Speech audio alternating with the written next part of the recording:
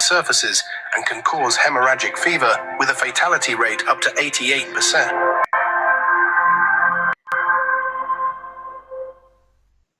ማርበርግ የተባለው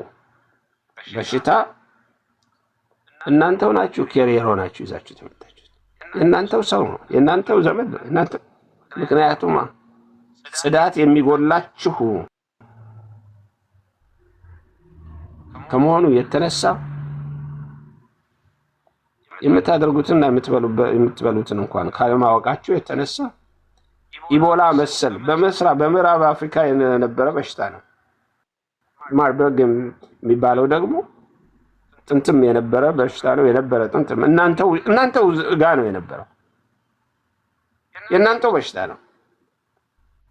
አሁን እንደገና ሪሰርፌስ አደረገ ይሄም በሽታ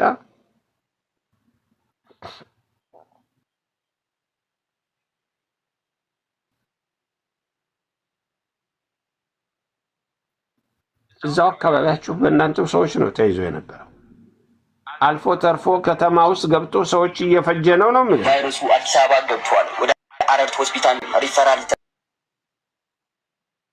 ተልኳል በደቡብ ክልል ጂንካ የተከሰተው ቫይረስ እየተስፋፋ ይገኛል በጂንካ የተያዙ ሰዎች ህይወታቸውን ማለፉን ተሰምቷል በወላይታ ሶዶ ቫይረሱ አንድ ሰው ገድሏል አሁን ደግሞ አዲስ አበባ ኮልፌ አንድ ሰው ተይዞ ወደ አረርት ሆስፒታል